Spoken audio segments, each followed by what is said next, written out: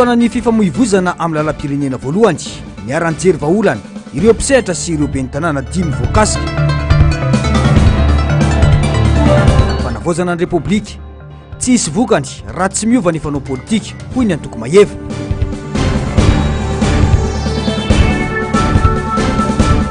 fanambarany sadek any malagasy Madagasikara hoy Dr Ignace Randiamanjafy. Manatra ny fiarabana tompoky lasy sy tompoky vavy tonga soa indray atao anatin'ny fotoanan'ny fampahalalam-baovao eto amin'ny fahitalavitra MBS manasana ampanajana izay anaraka ny fampahalalam-baovao hatramin'ny farany. Vao makasika ny tontolo ny fitantanana ny tanàna Antananarivo avy hatrany no isataratsika ny fampahalalam-baovao mitaky ny amoahana aingana ny valin'ireo fitsarana eo anivon'ny filan-kevim-panjakana mahakasika ny olana ara-pifidiana ny seho teto Antananarivo renivohitra ireo mpanolontsaina ny tanàna Antananarivo avy amin'ny antoko tiako i Madagasikara raha nanao valandresaka tamin'ny mpanao gazety izy ireo androany maraina. Ankoatra izay dia takiny izy ireo ihany koa ny anemorana ny lahadinika momba ny rarakinapsa sy ny SMGD ny antsiprian'izay vaovao izay eo amin'ny sary sindratsariny niaro tanjona. Miandry ny didy farany avoaka ny fitsarana ireo mpanolontsaina ny tanàna Antananarivo lany tamin'ny anarany antokotiko Madagasikara satria iverina fa zava-dehibe amin'ny fitohizan'ny fitantanana ny tanàna sy ny fahamarinan'ny fanapahan-kevitra raisy ny filan-kevitry ny tanàna izany izay ny akarany ben'ny tanàna teny anivo ny fitsarana. No marin'izy ireo fa tokony avoaka tsy misy atakandro ny fanapahan-kevitry ny Conseil d'État mba ampitsarana ny resabe sy ny fisalasalana eo anivon'ny olom-pirenena ka ahafahana mitondra fanapahan-kevitra mitombona ho an'ny tanàna Antananarivo. Malona izany nanamafy ireo mpanolontsaina timy fa takina ny anemorana ny fanaovana ny lahadinika momba ireo raharaha ireo ao anatin'ny filan-kevitra mandra-pivoaka ny didim-pitsarana farany sy mazava avy amin'ny fitsarana mahefa. Kasika ny fampiatrona fivorina hanapahana ny raharaha SMGD sy ny KNAPS ary ny tsena dia mitaky izahay hanemorana izany fivorina sy lahadinika izany noho ny reto antony manaraka ireto. Mikasika ny raharaha-pitsarana eny anivon'ny Conseil d'État mahakasika ny ben'ny tanàna Antananarivo nametraka fitoroina izay atoko timony niditra intervenant volontaire amin'ny raharaha izany ny mpanolontsaina satria hitanay fa betsaka ireo tsy fanaran-dalàna hita nandritry ny fifidianana. Ny fampiasana ny fananam-panjakana sy ny sisa ary ny fampiasana ireo ordonnansa marobe hangalaram-bato efa nydroso ny raharaha tamin'iny efa eo ampiandrasana ny didy izay efa tokony mivoaka tamin'ny androm-piany izahay. Mikasika ny raharaha SMGD izay antony ity fivorina ity tianay manamafy fa io raharaha io nampiakatra ny ben'ny tanàna teny anivon'ny paka ka natonga ny ben'ny tanàna ankehitriny ho sous contrôle judiciaire. Noho izany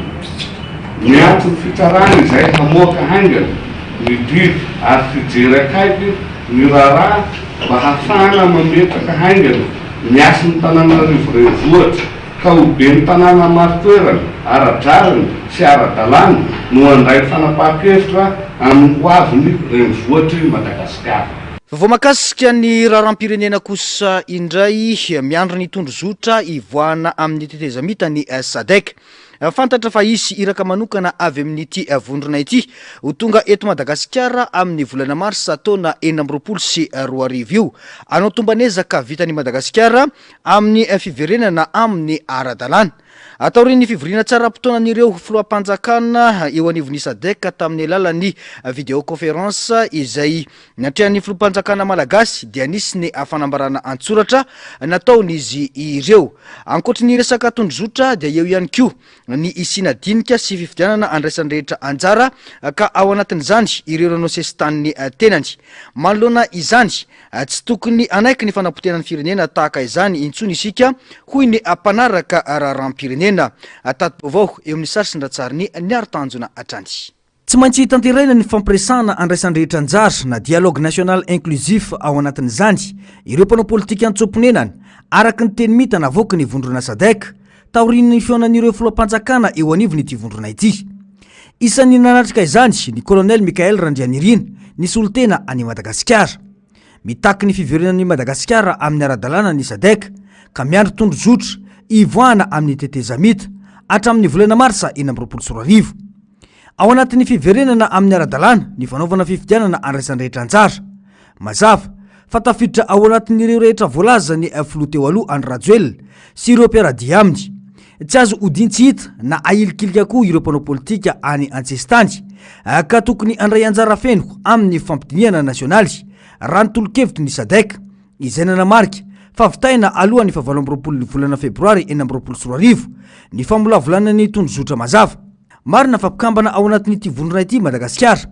saingy tsy tokony anaiky ny zavatra hita fa loza mitatao ho an'ny firenena toy izao intsony isika hoy ny mpanaraka ny raharaham-pirenena. De anangana andray zany tsika ny karazarazana tsy haiko hoe movoa rakoto sarabe sy sisa de tsangana andray zao karazana atoko politika tsy haiko fa misy 700 ndray zao de mipoitra daholo izy rehetra de mitsangana andray zao karazana fikambanana rehetrarehetra zao de nde hiditra anaty fanjakanao io de satria zany tsika ny hotereny SADC ndray andehanao faideroute de hiditra anaty fanjakana ndray zany satria ny fanjakana de tsy maintsy misy rafitra reto hoe mpanatanteraka dia ny mpanao lalàna ary ny rafi-pitsarana de itsangana ndray zany tsy fantatro hoe gouvernementan'izy andray zany ho eo satria rehefa anao inclusive de zay ampidirina daholo io atsangatsia manorana io de apetraka ndray zany rafitra karazana CT de tamin'ny transition tamin'ny faideroute tamin'ny 2024 ny CT 270 tao de ny CST tsy haiko nisy 200 sa 200 tao de ho atao an'izany reo ve zany le firenena tompoko azafady re azafady tompoko aza-potehana amin'ny zavatra ohatry zany ny firenena ny zavatra tsy misy amitsika an'io satria fa lazaiko teo hoe tsy azo ampiarina intsony zany any lalam-pandrenan'ny 4e république satria kadiko lany daty dia ny tsy misy zany zao de le sata fototra hitondrana an'ilay tetezamita zay zany tsy misy satria ny fanjakana de tsy maintsy hoentina amina lalàna ary lalàna misy sata fototra takany hoe constitution na sata fototra karazana sarta hitondrana an'ilay tetezamita io zany tsy misy de meko anankiray ianareo efa jurisprudence nisy teto fony men'ny filoha-tsiranana fahefana feno général Ramanatsona anangana gouvernementa militaro civil de tsy afaka nitondra tao anaty lalam-pandrenan'ny première république izy de nanao ny constitution 8 article nanao ny constitution 8 article ary ny azy tam'izany nalefany nanaovana référendum ka inona no manakana nareo amin'ny gouvernementa na ianareo amin'ny assemblée nationale na miaraka amin'ny gouvernement manao ny sata fototra satria nareo mbola eo mbola tsy tondrozotra ity navoaka ny SADC ity hoy ny fanamaria ny solombavam-bahoaka Mamy Rabenirina maro ireo zavatra amin'ny famafao amin'ny malagasy tatoato tsika mpikambana ao anatin'ireny rafitra anivon'ny faritra sy raisam-pireneny ireny fa tsika rehefa manatanteraka ny zay zavatra hifanarahana tsy mbola ireny akory ny hifanarahana tsy mbola feuille de route ingeny e tsy mbola tafiditra anatina cadre légal anankiray iny fa raisina hoe fanapaha-kevitra na fivoriana tany nanana tany kanefa misy lanjany iny eo amin'ny fifandraisana iraisam-pirenena de eo tsika no mipita makany hoe ahoana ny fandraisan'ny aty Madagasikara an'ireny soso-kevitra ataontsika hoe soso-kevitra ireny misy lalàna eto Madagasikara voalohany indrindra zavatra ny ainantsika tatoato de tsy haitsika ny manavaka ny ataoko hoe lafiny politika sy ny eloko hafa ny raha anality zany nisy tsikera be dehibe nandeha teo tsy tokony hifanafenany zany hoe raha miresaka hoe exilé politika dia misy ny olona nitsoka niala teto amin'ny firenena noho ny antony ara-politika fa misy koa noho ny fanenjehana hafa mila haitsika ny manavaka an'izany raha izay faharoa ny fidirana eto Madagasikara na exilé politika ianao na inona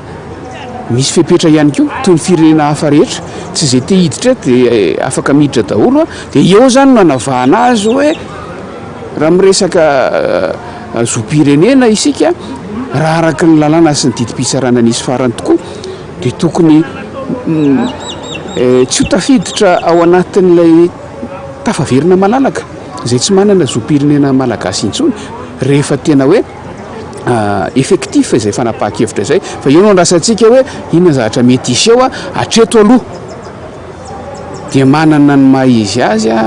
manana ny ataontsika hoe ny autorité misy eto amin'ny firenena ny firenena malagasy de izay no ampiarina raha ny fantatra dia andefa iraka manokana aty Madagasikara ny SADC ny volana mars anao tombanezaka vita amin'ireo tolo-kevitra ireo andrasana arak'izany ny toyny Tanteraka adihevitra sy ayahy eo amin'ny sehatra politika ny zava-misy eto amin'ny firenena ankehitriny.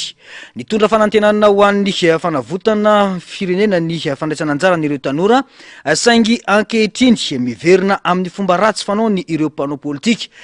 ka manjaka ny akady politika sy ny adseza hoy ny teo anivo ny antoko MFM. Ankoatra izay, usahirana izay mpitondra andimby sy manarakeo raha toka rafitra federalisme no ampiarina eto amintsika hoy hatrany ity antoko ity tatim-baovao eo amin'ny sarisindratsarin'ny niaro-tanjona atrandy. Ny adalan'ny mpanao politika no isan'ny antony lehibe tsy nahatanterahany fanesorana ny mpitondra teo aloha teo amin'ny fitondrana hoy ny antoko MFM. Nisy antony matoa ny tanora no afaka nitondra ny faneva ho an'ny fanavotam-pirenena ho fanantenana vaovao ho an'ny Madagasikara. Saingy ankehitriny miverina indray ireo fomba ratsy fanao ny mpanao politika amin'izao vanim-potoana saripady lalovan'ny Madagasikara izao. Tsy ny tombontsom-bahoaka no jeren'izy ireo fa kajy politika ho an'ny fifidianana manaraka sady ka mipoitra ny adseza sy ny fifandirana samihafa hoy ihany ny MFM. Porofon'izany ny fifamalina eo amin'ireo samy solombavam-bahoaka mikasika ny filazana ho fananganana vondrona parlementaire vaovao sy ny resaka fandravana gouvernemanta araka ny fanamarian'ny filoam-piara-mitantana ny MFM. Izay mpanao politika tsy natonga amin'ny fanovana teto, fananinina izay tsy natonga amin'ny fanovana teto. Teny ny adalanay mpanao politika, averiko sary zay, ary miverina izy ankehitriny. Ny adalanay mpanao politika dia zao, seza. Fa tsy ny hoavin'ny taranaka sy ny firenena. Mety ho mahery ny fomba fietsika amin'ny mpanao politika, fa tena hita miariary li izy ankehitriny. Miariary li izy ankehitriny. Eo zany tsika zao. Na anivon'ny lasa ary anivon'ny androm-panjakana zay neverina fa napetraka ary dia miseho daholo zay rehetrarehetra zay. Samy mitady fahefana, samy mametraka fahefana, fe andrompaka fahefana amin'ny fifidianana manaraka. Na zay mpanao politika. Ary zay natonga tamin'ny FFKM hoe aleo isaka mihitsy aloha zay mpanao politika anadio ny tokotany aloha. Samy mivorivory amin'izay ary mpanao politika amin'izao fotoana zao. Mivorivory atsy mivorivory aro amina kolafikery zay heverina fa ampatanjaka azy anaovana pression amin'izao fanjakana misy ankehitriny zao. Dia mandeha koa ny resaka hoe amin'izao fotoana zao hoe no teo ihany ny teo. Tsy nisy fanovana raha zay ny zava-misy. Tsy fotoana anaovana tsapatsapa izao raha resaka rafitra no dinihina. Efa niainana teto Madagasikara ny rafitra ho an'ny fitsinjaram-pahefana, saingy mbola mila fanarenana sy fanitsina ireo lezokanista amin'izany. Ny tsy fanomezana fahefana feno ireo faritra na eo amin'ny fampandrosoana izany na eo amin'ny fitantanana ny faritra no tena olana hatramin'izay. Izany no fototra ny tsy fitoviana sy ny fahatarany ny fampandrosoana. Ho anay aloha dia hoe fanjakana tokana hotron'ny faritra maso mandidy. Mazava angamba izay resahako izay ny décentralisation no tokony iainantsika. Tsy mbola nanao décentralisation zany tsika teto nandritry ny 3 taona fa resaka fotsiny sy ara-taratasy natao teto. Tsy nino ary tsy nanaiky an'izany izay mpitondra teo fa te hife fanjakana. Dia mametraka ny atao hoe décentralisation. Raha anao an'izay tsika amin'izao mandaha manaraka izao, izay ny tokony apetraka aloha. Hoe makaiza marina tsika satria no matezitra ny any amin'ny faritra ny avangongonao eto Antananarivo ny fahefana rehetra. Fa maninona ny tsy nahalefa tany amin'ny faritra ny fahefana rehetra. Amin'ny ohatra anao raha manao fifidianana tsy mila aty Antananarivo zany fa vita amin'ny faritra zany. Izay zany dia efa milamina ny any amin'ny faritra. Mikasika an'izay. Ny resa-bola ampiasain'ny any amin'ny faritra tsy mila pakarina aty Antananarivo daholo vao alefa any amin'ny faritra. Fa ny ampahany no alefa aty Antananarivo iasany ny any amin'ny faritra. Zany no tokony rehetrarehetratsika ho atao amin'izao fotoana izao. Fa tsy mitsapatsapa tsika. Andao hitsapa indray satria tsy nahomby le teo dia andao anao état fédéré. Raha zay no ataontsika dia mitsapatsapa tsika hitondra fanjakana ka zay filoha tonga eo ho sahirana rehefa avy eo. Sady tena ho sahirana ary vao maika mitsiko alalina amin'ny firenena. Io ny décentralisation andao io no amafisina. Andao io no hatsaraina. Omena fahefana amin'ny faritra fa tsy avangongo aty Antananarivo ny fahefana rehetra. Manoloana izany rehetra izany, miantso fitoniana sy fijerena lavitra ny hoavin'ny firenena ny mpanarao vaovao ka ny tombotsoam-pirenena no tokony apetraka ho lahara-pahamehana fa tsy tombotsoa politika manokana. eo amin'izay raharam-pirenena izay hatrany tsy mazava ny atao hoe fanavozana ara-politika ny fandehanan-draharaha no ataon'ny fanjakana ankehitriny hoy ny faneho-kevitry ny mpanao politika. Lasa sehatra fitadiavan-tseza ho an'ny mpanao politika ny dinika sy ny fiaonana etsiseroa ka tsy misy adievdebe tapaka mandritra ny fanomboana ny dinika ho fanavozana ny firenena. Raha tsy miova ny fomba fanaovana politika dia tsy hisy dikany izany na iza no hitondra ny Madagasikara ho hatrany ny faneho-kevitry ny Antoko Maeva. Tato-baovao eo amin'ny sary sy ny ratsariny Mathieu Prince. Tsy voafatra mazava atreto ny atao hoe fanavozana tiana apetraka amin'izao fotoana izao, tsy omena tsiny ireo sehatra sy vovonana miantso ny ampiarana izany hoy ny mpanao politika Mamy Rarmanana. Lasa fampandehanan-draharaha sisa ny fomba fiasan'ny fanjakana ary tsy miova ny fomba fitondrana na dia efa nisy aza ny fanantenana hitondra fanovana eto amin'ny firenena. Fa raha amiko zao raha amiko manokana mijery amin'ny resaka analyse politika tsy misy aloha zany hoe fanavozana azo tsapaitanana amintsika amin'ny teny zao. Tsy manome tsiny an'ireo zay antokona plateforme zay mitsangana ako mitaky an'izany atao hoe apetrao marina zany hoe fanavozana. Efa roa volana antsika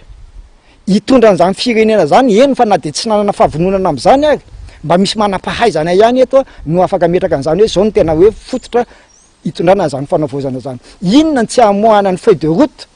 ray volana ane zany dia vita ka tena metraka an'izany atao hoe fomba fitantanana ny firenena amin'izao vanim-potoana ny fanavozana iainantsika zao. Fa atao lasa miodikodina fotsiny azoko lazaina ohatrany hoe manao gestion na manao ny expédition des affaires courantes. Za ohatrany hiteny indraindray hoe sao dia mbola président ihany ary Andriamatoa Andry Rajoelina fa izy tsy eto toerana fotsiny. Fa engany hoe mba diso zay fomba fijery zay satria ohatrany maly tsy miova ihany zany zavatra misy eto amin'ny tany sy ny firenena. Tokony apetraka amin'ny toerana sahazazy ny FFKM izay tsy natao hanao politika. Raha tsy miova ny fomba fanaovana politika dia tsisy vokany lehibe na iza mitondra ny firenena. Tokony apetraka amin'ny toerana sahazazy ny FFKM dia any amin'ny raha ny finoana fanabeazana ny olona amin'ny resaka finoana. Zay zany le izy. Ny mahakasika ny hoe tsy natao ihany koa ny filoam-pirenena dia za mino fa tsy haiko na ny conseiller ve sa ny agenda no diso fa zany ny sehatra ataontsika hoe mahakasika ny concertation nationale zany ane tena goavana be zany mihoatra ny fankanisana any Dubai. Azo natao mba hoe mba nanokatra zay makany Dubai na hoe ako aloha iverina avy any Dubai fa sokafana le izy fa ataontsika hoe gaga daholo ny olona hoe fa manina ny ray aman-dreny indray ny filoam-pirenena no tsy tonga nanotrona an'izany concertation nationale zany. Zany hoe ino zany mety zavatra azo ahintsy ihany reny. Mitaky fiovana lalina sy fomba fanaovana politika ny fomba fitondrana sy ny fitantanana ary fanovana ny fomba fandraisana anjara amin'ny sehatra nasionaly raha tena tiana hisy dikany ny fanavozana ara-politika eto Madagasikara. Tsy ampy ny fivoriana sy ny dinika raha tsy mitondra vahaolana stratezika ho an'ny firenena ho hiatrany ny Antoko Maeva.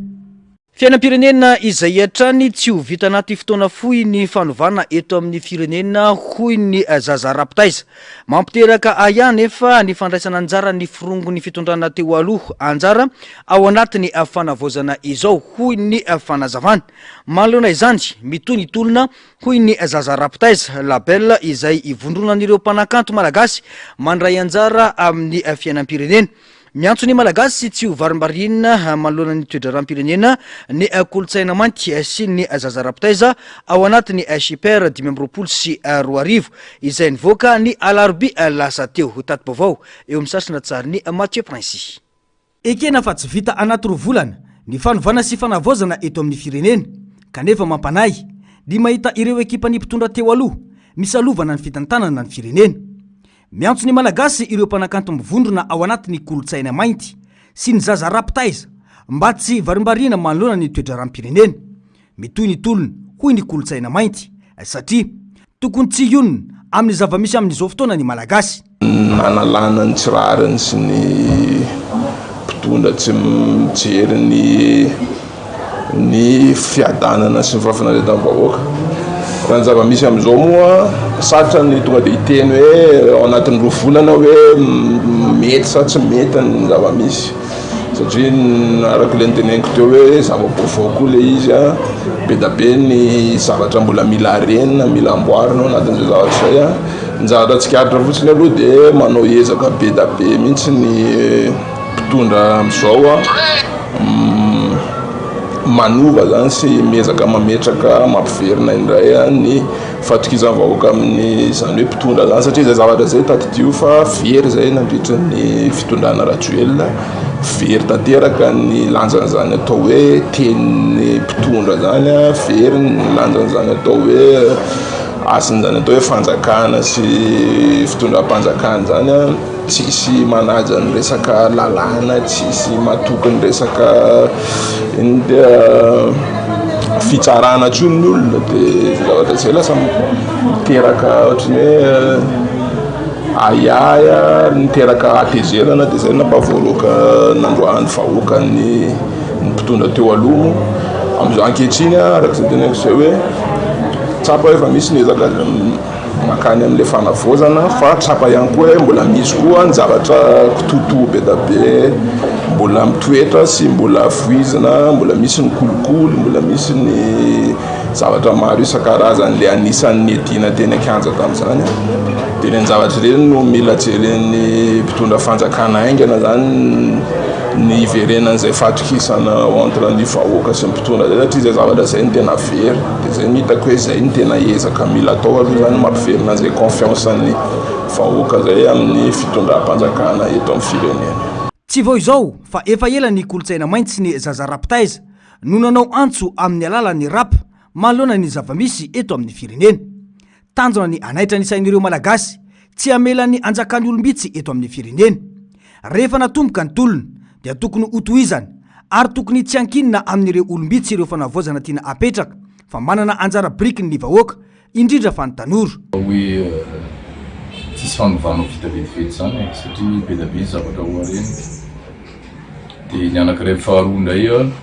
mba haneraterana ny sainy tsirairay satria efa tena tiana ho tsara le zavatra iainana eto dia tokony mandray andraikitra daholo ny tsirairay fa tsy mijanona fotsiny miandry ny olombitsy sanatsara ny andavanandro malagasy. Zay ny anankiray faharoa dia ny anankiray fahatelo mijanona ihany raha ohatra na manokana moa zany mijanona ihany amin'le hoe ilaina ny olom-pirenena manaitaitra mamoafoa. 12 ireo mpanakanto nandray anjara tamin'ny super taona 2024 ity. Ny ankamaroan'izy ireo dia isan'ireo tanora nytolona teny Ankanja. Karazana hira fanaira isitomana lakilosy manoloana ny toedra raha misy eto amin'ny firenena. Loha hevitra iray isan-taona no voaboasana tamin'ny taona 2024 ohatra no niresana ny Repoblika ka navohitra n'izy ireo tamin'izany ny mikasika ny hetsika fotsy sy ny fifidianana filoham-pirenena sadasada natao teto amin'ny firenena. Ny taona 2024 tsy ho bado ny loha hevitra niresahana makasika ny fanabeazana izay natao ambaninjavatra teto amin'ny firenena nandritra ny fitondrana teo aloha. Nampitondraina ny lohateny hoe mitohy ny tolona kosa ny super tamin'ity taona ity izay namoaboasana ny zava-misy eto amin'ny firenena nandritra ny efa-bolana faran'izay. Isan'andro ngiasa vita teny akanjo ila hita amin'ny FP rehefa ilaiky sarina vody mody fanina. Vao makasika ny fitantanana ny teti-bolam-panjakana sy ny fandaniana izany teny anivo ny anteny miram-pirenena tsindry araketra ambany trosa mitombo ary mangarahara raha mbola mampanontany tena. Ireo no teboka nasongady ny fiarahamonim-pirenena manoloana ny teti-bolam-panjakana ho an'ny taona 2024 izay lonany ny anteny mira rotonta. Tsy ampy ny afaka-ankevitra ivelan'ny anteny miram-pirenena tamin'ny fandaniana ny volavolan-dalàna ho an'ny teti-bolam-panjakana ho an'ny taona 2024 hoy kosa ny solombavam-bahoaka vao fito amin'ny distrika Nambodratrimo na dia ara-potoana aza ny fahatongavan'izany teny anivo ny anteny miram-pirenena.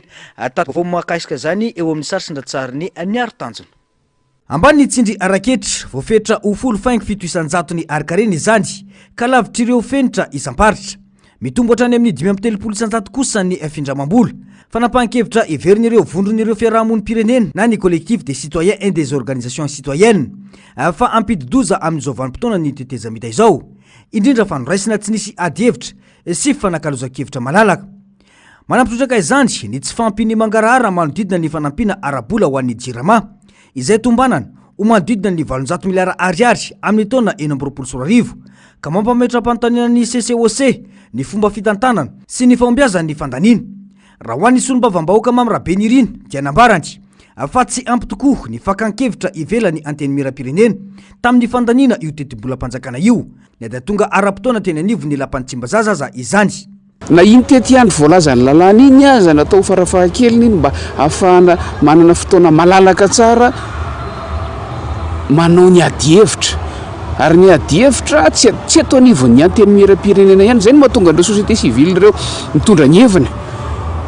fa tokony efa mandeha meloa ny adi-hevitra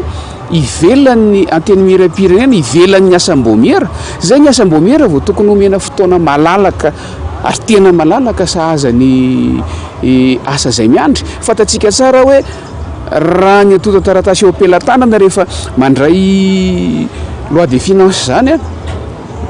matevina indrindra raha samy volavolan-dalàna tonga ety anteny miram-pirenena. Raha ny ady zay taloha hoe ajaina le 30 andro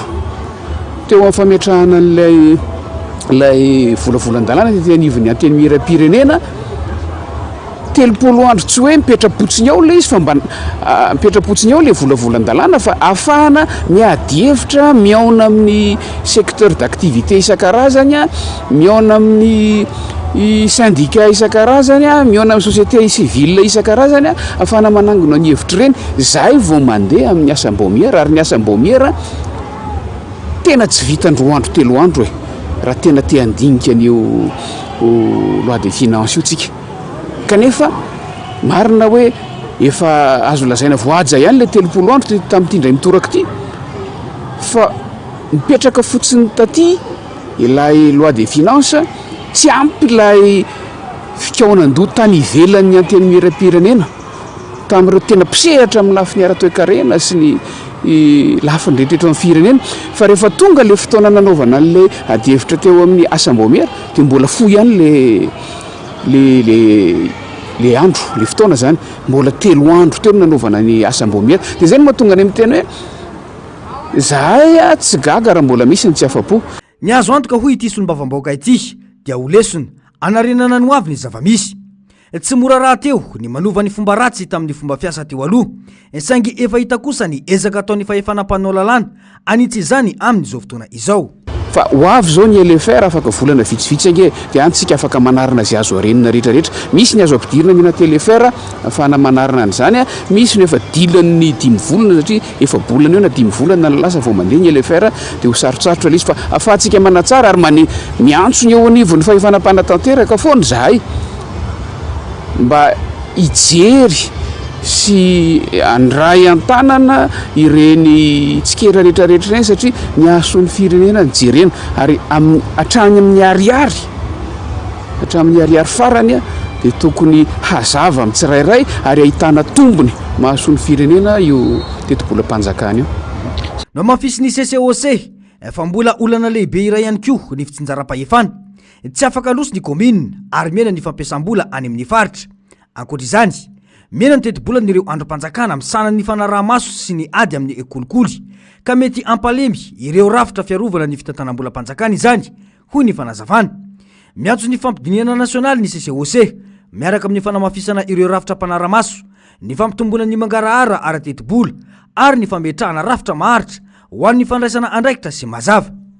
Lafomba vao afa-tanteraka kosa miparitaka teny anivon'ny tambajotra serasera fa tafavoaka tao an-tanimora Irina Rakotomanga sy ny vadina. Ho fandrosoana izany vaovao izany dia nisy ny sarin'izy ireo navoaka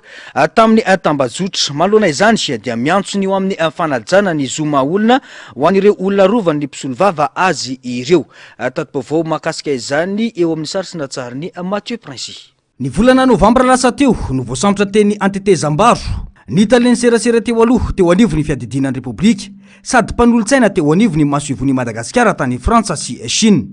Taoriny ny fanadiadina natao azy ireo teo anivon'ny Bromaleo tena miady amin'ny kolikoly na ny Bianco sy ny fampanoavana eo anivon'ny tendrom-pitsarana miady amin'ny kolikoly na ny PAK momba ny raharaha Madagascar Airlines ny fanomezana tsenam-baro-panjakana tsy mazava tamina orinasa ho fanamboarana ny ivitoerany Madagasikara Airlines Automasina izay ny tentina 8 sy 700 tapitrisa ariary dia nampidirina mponjavonjo maika teny Antanimora Irina Rakotomanga sy ny sakaizany. Ny alarobia lasa teo anefa dia niely ny vaovao fa tafavoaka ny fonja izy ireo no mamfisy ny mpisolo vava azy ireo fa tsy marina io vaovao io. Ankoatr'izay nisy ihany koa ny sarin'izy roa ny paritaka, sary izay nambara fa nalaina tao Antanimora. Manitsakitsaka ny zo fototra tokony anana ny olona arovany ny fanaparitahana io sary io ho iatrany ny fanamafisana. Fa tamin'izany andro ny samborana ny Madame Rina Rakotomanga mivady dia nangataka sary ny ministry ny fitsarana fa rehefa tsy nanome moa zany ny polisy dia asa any ny fonja zany tsy maintsy atao manome aminay zany mbola tsy fanitsakitsana ihany koa zany satria mbola anatin'ny fiarovana ny olona hiatrika fitsarana tsy tokony fanao mihitsy ireny asotava ireny dia mbola ampitondraina soratra ihany koa le olona na olona efa ataoko hoe voendrikendrika nanao fanolana na nanao nangalatra sisa mbola tapenana amin'ny masina fa ty zany tonga dia ao alaina sary dia tsy maintsy alaina sary. Miantso ny fampitsarana ny antsunjay sy ny fanaparitahana ny sary sy ny vaovao tsy marina moa ny mpisolo vava azy ireo raha tsy aivina olona enina no voaroroy tamin'ny tirara Madagasikara Airlines ity ka 5 no tanana amponjavonjo maika ny iray kosa eo ambany ny fanarahamaso ny fitsarana. Fa mitombo kosa ny filana amin'ny sampandraharaha fitantanana ny olona na ny ressources humaines na ny ERAS eto Madagasikara manoloana ny fiovany ny tontolon'ny asa ho numerika. Ilaina rafitra maharitra sy manaraka ny fenitra iraisam-pirenena iarovana ny ampiasana izany. Misy ny teknolojia toy ny aitao arakajy mirindra sy ny ampiasaina amin'ny fitantanana ny karaman'ny piasa ary ny resaka comptabilité izay miantoka ny mangarahara isoroana ny fanambakana. Ny fananganana orinasa ara-dalàna sy fanafanana ny fanafanana ny tanora no antoka ny famoronana asa maharitra sy fampiakarana ny toe-karena malagasy raha ny fanadiadina izay natao eo amin'ny sarsyn-dratsariny Mathieu Princy. Mandroso ny teknolojia eto Madagasikara, maro ireo ahitao arakajy mirindra sy fitaovana numerika afaka manampy ny orinasa amin'ny fitantanana ny piasa na ny ERAS sy ny comptabilité. Tsy vitany hoe manamora ny asa ny fampiasana ireny fitaovana ireny fa miantoka ny fahitsiana sy ny mangarahara ka misoroka ny fanambakana ny piasa. Tsy salasalana fa ny teknolojia no mariky ny fandrosoana eo amin'ny tontolon'ny asa. Manodidina ny 4 eo ny orinasa manerana any Madagasikara ka 200 amin'ireo no eto Antananarivo.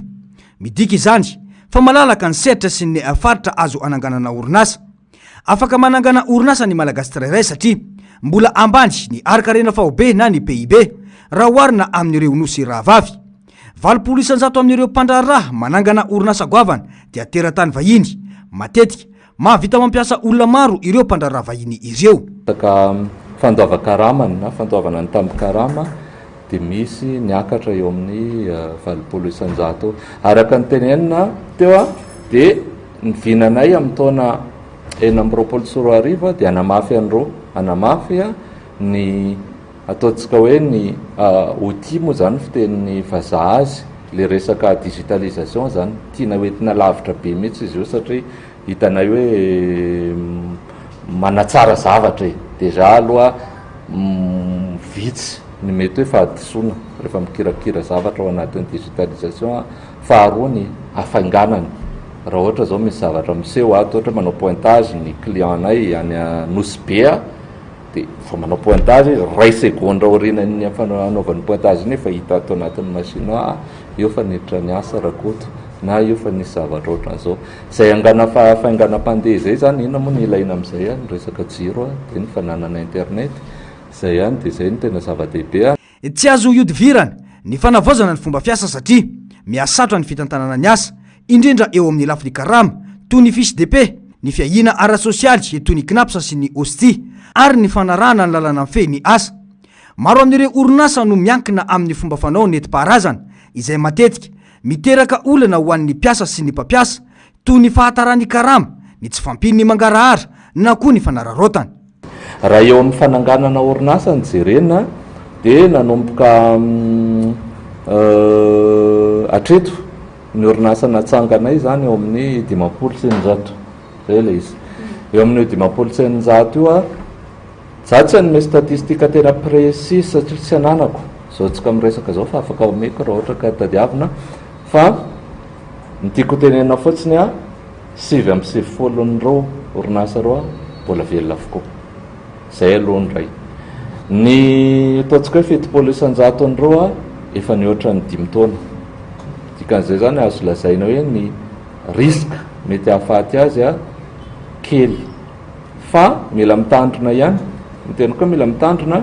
misy orinasa zao hitanay hoe efa matotra zany hoe efa mature moa izy ny tenin'ny baiko zay a de tamin'ny reny 24 reny a tratra niny crisena covid iny satria matetika koa raha orinasa reo arakaraka ny sasany manana mpanjefana ivelany a de tratra niny crisena covid iny a nanana mpanjefa na client mpiaramiasa zay a 5 teo voaterina nakatobaravarana. Zava-dehibe ny fanamafisana ny fampiofanana sy ny fanomanana ny tanora hiditra amin'ny sehatry ny asa indrindra amin'ny fahaiza-manao mifanaraka amin'ny filany ny tsena ankehitriny.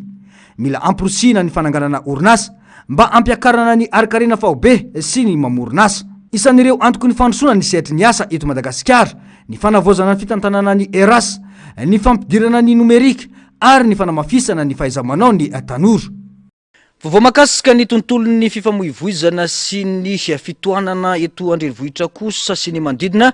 dia niona androany ireo tompon'andraikitra isan-tsokajiny sy ireo mpisehatra amin'ny sehatry ny fitateram-bahoaka mampifandray ny lalam-pirenena voalohany dia niavy amin'ireo commune 10 manodidina Antananarivo taona alakamisy feno rivo ampitatafika Anosizato Ambatomiravavy. Tanjona tamin'izany fionana izany ny fampidiniana sy ny fitadiavana marimaritra iraisana manoloana ny ny fitohanana sy ho an'ny fifamoivoizana izay mitarazoka sy miantraika amin'ny vantana amin'ny fiainam-bahoaka tato-baovao eo amin'ny sary sy natsary ny tahiriny aina. Samy ara-ny fantiantoka avokoa ny rehetra vokatry ny fitohanan'ny fifamoivoizana lavareny voakasika amin'izany ny mpitatitra very fotoana sy very vola ny mpitandro ny filaminana sahirana amin'ny fandrindrana ny fifamoivoizana ary indrindra ny mpandeha izay miaritra fahatarana isan'andro amin'ny fivezivezena. Nandritra ny adievitra dia samy naneo ny ahihany sy ny tolokevitra ireo mpisehatra ka isan'izany ny fanatsarana ny fandaminana ny zotra, ny fanamafisana ny fanaraha-maso ary ny fiaraha-mentana amin'ny fanajana ny lalàna ny fifamoivoizana. No mafisin'izy ireo fa tsy maintsy iaraha-midinika sy iaraha-misalany ny vahaolana satria olana iombonana no atrehiny. Fizerena anazy ozy nareo tena enjakenjana mijerena azy aty aminay satria raha ianao zao raha monjy amin'ny valo any amin'ny vilona zany tatsika hoe ny anosy tsy maintsy miainga farafatarany tafiditra ao anaty bisy amin'ny enina. Efa isorana aloha zareo amin'ny livon'ny gendarmerie sy ireo polisy ny mandrindra n'io double fil io. Fa ny hitanay zany hatreto ilay cahier de charge, le cahier de charge an'ireo mpitatitra no tsy voahaja. Dia io no mba engavianay an'zareo mba hanajana cahier de charge io indrindrindrindra amin'ny fiangiana amin'ny maraina sy ny amin'ny fodiana amin'ny hariva satria dia betsaka ny olona nge mifindra trano loatrany hoe leo monina le olona sanatria dia lasa anti-développement zany zany zavatra zany. Io no tena angatahana fiaraha-miasa amin'ny entité rehetrarehetra hoe andao re mba iarahana mijery ilay fandrindrana n'ilay fifamoivoizana fa raha fa mirindra io dia mirindra ho azy koa ny fampandrosoana dia mirindra ho azy koa ny fiarahamonina dia mirindra ho azy koa ny fiainan'ny olona rehetrarehetra satria ny mijerehany zany fotoana zany tena enjana be amin'izao fotoana zao satria hitanareo fa rotorotony ny fiainana dia fampitsinjovana ilay asa fampitsinjovana ny mpitatitra mivelona amin'ny asa fitaterana, ny mpiasa koa mandeha miasa mivelona amin'ny asa izay ataony, ny mpianatra koa mandeha mianatra miezaka manatanteraka izay mifandrika ny tsirairay. Raha tsika mahita koa ny fotodrafitrasa izay somary efa tamin'ny nombre na voiture taloha zany tsy mitovy amin'ny nombre na voiture amin'izao dia efa somary teritery le lalana izany jerena daholo dia miara mifampitsinjo tsika mianakavy ny mpitandro filaminana mitsinjo ny mpitatitra sy ny vahoaka koa mba mitsinjo ny mpitandro filaminana satria ny embouteillage na titsika na tsy titsika miakatra ihany koa ny consommation an'zareo dia mila ifampitsinjovana zany ilay ampiarina izay voarakitra ao anatin'ny boky andraikitra tsy hisy intsondry ny fiodinana andalana ho an'ireo fiara fitateram-bahoaka amin'ireo commune voakasika ireo raha ny fanazavana ny rehetra no iara andray andraikitra manoloana ity olana iombonana ity. Ny fanatanterahana moa zany ny fanatanterahana ny olona ataontsika hoe zavatra ny donianay teto amin'ity commune Fenorivo ity izay ambopiaona ny besiny maro amin'izay resaka fitaterana aksa RN izay dia ny hoe ahoana ny ampiarana an'io bokin'andraikitra io satria ny embouteillage dia tena hoe mitohana dia mitohana ao anatin'izay izay embouteillage zay zany mahatonga an'ireo mpitatitra izay tsy manaraka n'ilay bokin'andraikitra izay zany ny tena zava-dehibe ao anatin'ilay izy dia nezana teto nivahana ny olana niaraka tamin'ireo lay ataontsika hoe mpitandro filaminana fa dia iarahana ara-maso daholo zany ao anatin'izay satria efa io ny zava-misy io ny zavatra iainantsika ity antoerana ny aksa RNA dia miezaka hatrany itsika mbola lavitra ezaka moa ny hoe analana ny embouteillage satria io zany lalana efa misy zany io ny ainana hatramin'izay mitombo ny isan'ny fiara zay mifamezivezy ny moto ny bicyclette zay efa miasa be dia be manao ny asa fitaterana ankehitriny dia miezaka hatrany zany ireo tompon'andraikitra rehetra amin'izao fotoana izao anatanteraka an'izay fitaterana ho ara-dalàna izay eto moa dia natsidiko tamin'ny fihaonana teto androany indrindraindrindra ho an'ny mponina votivorona sy alakamisy ny tena hoe ahoana no mba tena hitaterana n'ireo lay ataontsika hoe olombelona izay tena mijaly dia mijaly mandeha maharaina tena hoe miodina andalana ireo bus ireo eo ampitatafika manao alakamisy maka olo eo alakamisy dia miodina eo ampitatafika dia ohatr'izay koa rehefa amin'ny arivany andro dia miodina mandeha vida dia miodina eo anosy tsy mandray ola nefa filaharam-be dia tena filaharam-be eo anosy amin'ny ariva mijaly ny be antitra mijaly ny be voka mijaly no mitaizakely mijaly ireo sembana ao anatin'izany rehetrarehetra zany dia tena hoe nametraka izahay kosa mba tena nampiakapio kosa mba tena hoe amahana ny olana araka izay azo atao mba amahana fa eo moa zany efa nisy bokin'andraikitra efa napetraka aloha zany fa mandra-pahatonga an'izay hoe fametrahana hatramin'ny farany an'izay bokin'andraikitra zay dia miezaka aloha zany mba samy manara-maso izay tokony atao rehetrarehetra miandrandra vokatra azo tsapahitana na arak'izany ireo mpisehatra sy ny olom-pirenena ka antenaina fa hifarana amin'ny fandraisana fanapahan-kevitra mazava sy fiaraha-mientana maharitra ity fionana ity ho fanamahivanana ny fitoanana sy ny fanatsarana ny fivezivezena andavanandro ho an'ny rehetra taona andraisana ny vahiny itsika amin'ny ity alina ity ry zareo amin'ny smart tanjombato ao anatin'ny canal plus no vahinitsika miaraba ny sarbidy tonga soa eto amin'ny plateau ny fahitalavitra MBS ye miaraba Germain dia manatra ny rabatsika rehetra ny tokantrano izay mijerany indray amin'izao fotoana izao ao anatin'ny fetytsika amin'izao fotoana izao fa ny manana ny fety moa zany manahoana ny tolotra ho an'ny canal plus manokana indrindra fa ho anareo avy eo amin'ny smart tanjombato zany manoloana zay hoe fiatrehana ny fety inona ny azo ambaro ho an'ireo mpanjifa sy ny mpanaraka atsika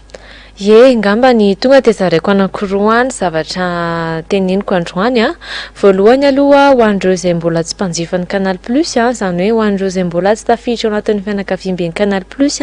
promotion zay zao dia promotion 45 000 ariary na 10,700 ariary zay zany ny vola aloha voalohany dia zavatra tafiditra ao anatin'izay mahazo matériel complet décodeur carte kit dia antenne dia miaraka amin'ny installation offerte ny installation dia tonga dia manampy an'izay matériel rehetrarehetra ny tanisaiko zay abonnement ray volana bouquet access zay zany anaran'ilay izy dia zay zany zavatra homanina rehefa tonga eny aminay moa zany dia tsy zavatra tena hoe homanina be fa narana feno dia numéro téléphone mandeha tsara dia adresse ametahana le canal plus somary iverenao kely resaka hoe 45 000 ariary teo iny ve zany akoatran'le vidin'le fitaovana sa tafiditra ao anatin'iny le fitaovana tafiditra ao anatin'ny le fitaovana zany hoe tonga zany dia zay fotsiny vola aloha dia mijery aloha ray volana miaraka matériel miaraka amin'ny installation zany hoe ray volana zany tsy mandoa abonnement ray volana tsy mandoa abonnement manao kosa ho an'ireo zay te hanao ray abonnement zany ye ho an'ireo zay efa mpanjifa kosa na zay efa manana abonnement canal plus dia manao tongava manao ray abonnement fa mahazo bonus 30 jours to canal plus fa condition kely izy fotsiny mila mijanona amin'ny bouquet nampiasaina tamin'ny mois de septembre zany hoe tsy midina zany fa na mijanona amin'iny ihany dia mahazo azay bonus zay le bonus valable 2 fois